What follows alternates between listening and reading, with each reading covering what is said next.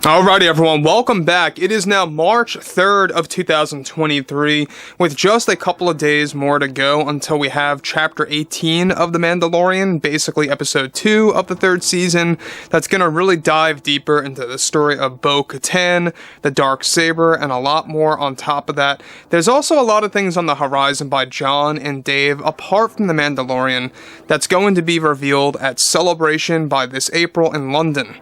This is Mike Zero. Subscribe if you're new and like this video to see future Star Wars updates. I'm also on Twitter at Mike01. I thank you all so very much for the great and kind support.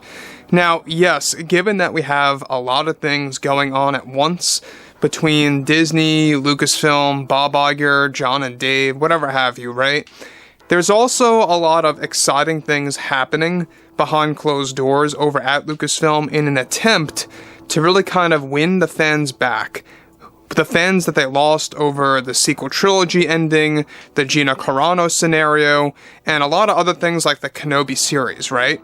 They want to get those fans that walked away from those reasons to come back on board of the franchise and just enjoy everything about what Jon and Dave are about to deliver. And that brings us to exactly what that big plan really is. Now, we did talk about this lightly a couple of times, but now it's finally moving forward and really actually coming together on the roadmap of Star Wars. So let's dive deep into exactly what's really going on here and exactly how it's going to make a lot of fans very happy and satisfied over one of the most beloved characters in the Star Wars franchise without a doubt at all. So on top of all of this, we know that George Lucas is getting more and more involved in all of these upcoming projects with Jon and Dave, right?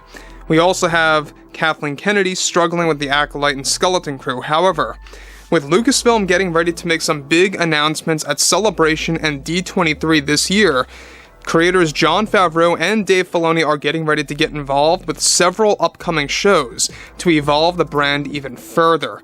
Now, Lucasfilm has greenlit something very special behind the scenes that will be announced officially later this year.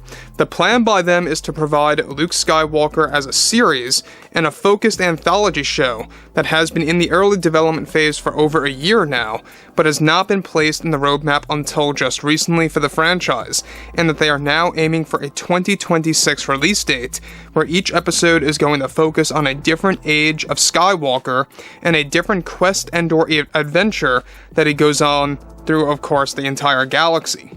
These adventures will be set up and narrated by Mark Hamill himself as either an old version of Luke or Luke's Force Ghost, telling tales of his young adult life into becoming a middle-aged man to expand the lore of Luke.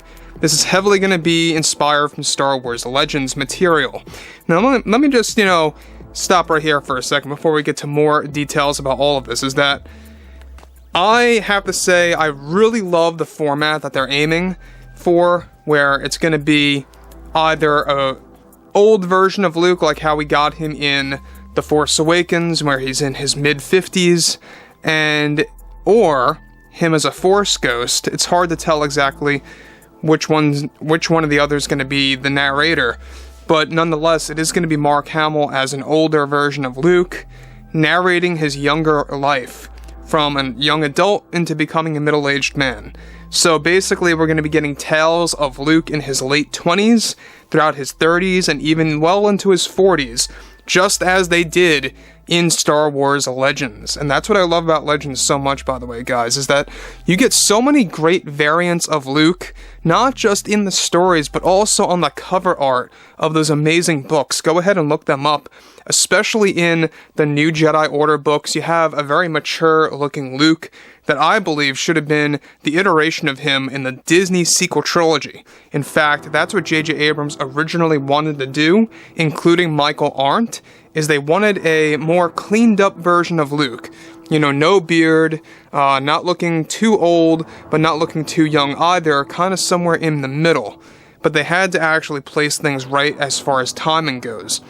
Now, the thing about this that I find to be very impressive is it's going to be aimed as an anthology show. We talked about this, of how each episode will be a story of its own. So you don't have to watch anything in order.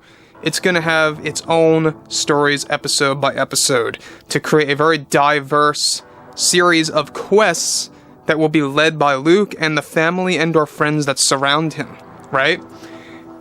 Now that brings us to the next big thing. Now we know that already as of right now, the series is actually codenamed Star Wars Jedi Knight, and Favrerau and Filoni are actually tossing around a lot of other different ideas on exactly what they want to call the show. We'll tap into that in just a second.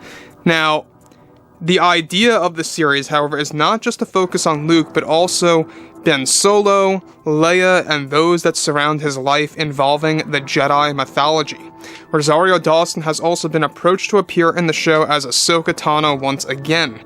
New villains and foes will also come to light in the series that is currently dubbed Star Wars Jedi Knight. However, Favrerau and Filoni want to actually name the series Jedi Outcast, as an homage to one of the big hit video games in Star Wars Legends. Both Favrerau and Filoni will be involved as writers of the series, and they are looking for a long list of directors to come on board of the show, handling each episode. Bob Iger is said to have recently approved all of this in an attempt to actually satisfy fans that have been very upset with the franchise. Now look, I get it. 2026 is nowhere near as close, and if you guys go by history, time does move quite fast. I mean, think about it this way. Where we were back in December of 2020 when we got Luke Skywalker entering into that control room, revealing himself to take Grogu along with himself and R2-D2, that was almost, 3 whole years ago. Can you imagine that? So we're kind of like in the same exact time frame away from when they plan to release this 2026 Luke project. Now mind you, it's not just going to be about Luke like I said before, it's going to surround the people that are close to Luke, such as Ben, Leia, Lor San Tekka, all these different characters that have been already established, and all the like. So it's going to be a very interesting anthology show that's going to be very diverse when it comes to the stories that will be told, essentially.